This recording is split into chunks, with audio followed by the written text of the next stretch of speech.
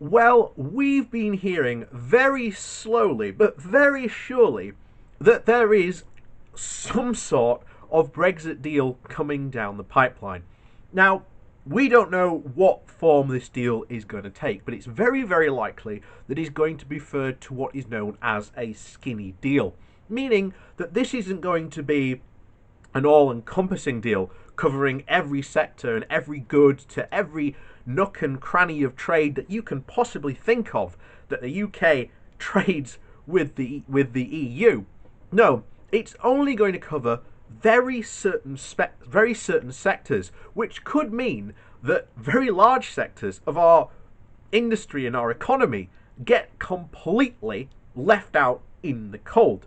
And this is one of the very worrying things that we have seen, that Boris Johnson seems prepared to go to the wall for the fishing industry, which is worth less than 0.01% of our GDP. That should be incredibly worrying to a lot of people. Why on earth are we going to sacrifice so much to gain exactly almost nothing?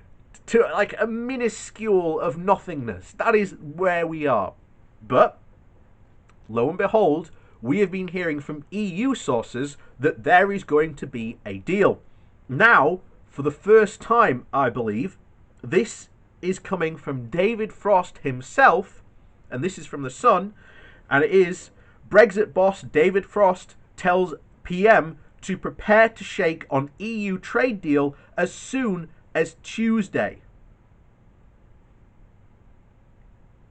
So, this could come, and at the time I'm doing this, it is Tuesday, so was done on the 16th of November. Originally, this article came out as an exclusive.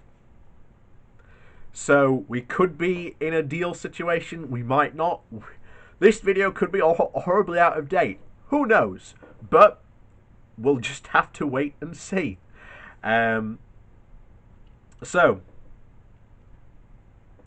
Brexit boss David Frost has told Boris Johnson to expect a Brussels trade deal early next week, The Sun can reveal. Britain's chief negotiator has pinpointed a possible landing zone as soon as next Tuesday. But talks could still collapse over fishing rights and red tape, with both sides urging the other to, quote, get real. Well, here's the thing, the EU has been quite real for some time. It is our side that is filling in for delusions and imperialist fantasies. The PM last night said that he would not roll back his Brexit red lines amid claims that cabinet ministers and members are pushing him for a climb down.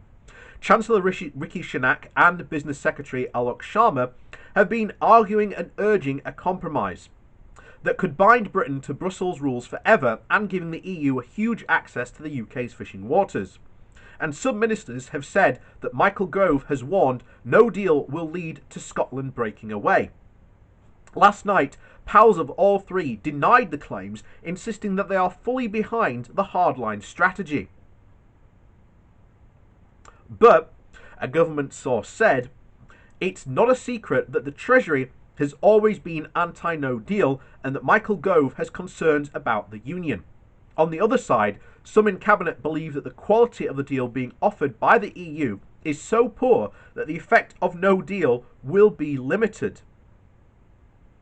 Number 10 admitted key elements of the draft text are still not agreed, but insist that the government is united behind the negotiating position.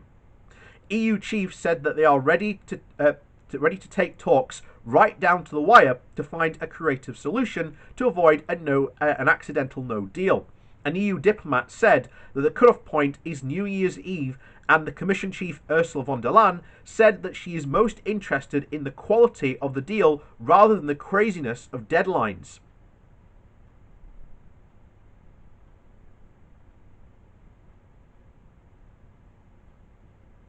So, yeah, there it is.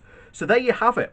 That has been really officially the first lot, if that is to be true and be believed, we could be potentially seeing a Brexit deal by next Tuesday.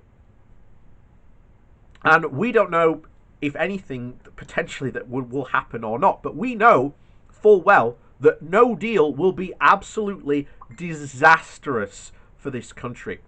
It could leave us in an awful situation of where our economy, now the government itself said 8%. That's the government's own reckoning. However, other economists have said that that would be the conservative estimate, and they think that it could be far more. Some have said 10, others have said 12. Now that is a huge number just to lose that from our economy, and the growth and all the jobs that go with it will be huge. It will be disastrous. So the fact that you have a lot of papers like the Sun here trying to jog people up for no deal won't be that bad.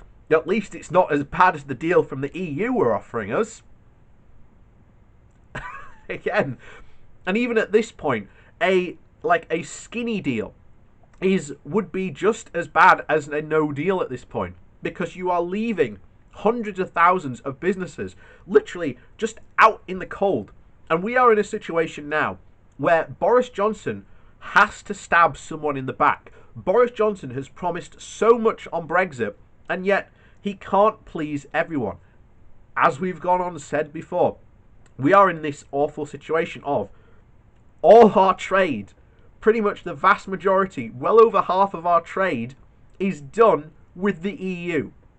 What right government in their right mind would sacrifice over half our trade to do trade deals that aren't even worth doing, because they could never make up for the amount that we lose from leaving the EU?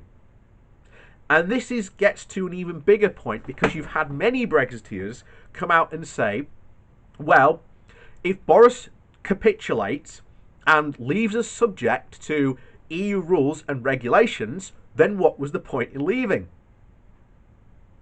And to that I say, congratulations guys, you finally got it. Because if we did remain in the EU and the single market and customs union, we would have say over what rules and regulations went on in the EU. Regardless of whatever Brexit position Britain ends up taking, we will be rule takers, not rule makers. And we will have to, in some way, shape or form, regardless of whatever Brexit outcome happens, we will have to take some rules from the EU. That is just the simple fact.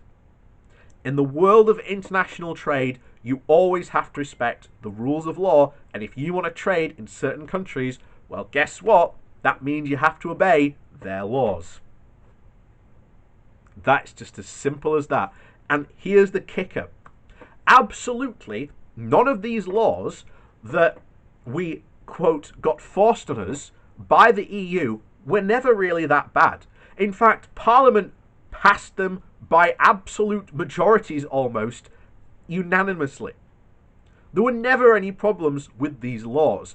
They were always perceived by Brexiteers to be bad in some way, shape or form. Mostly because they are free market fundamentalists, the Brexiteers, and they don't like any form of government control or regulation whatsoever.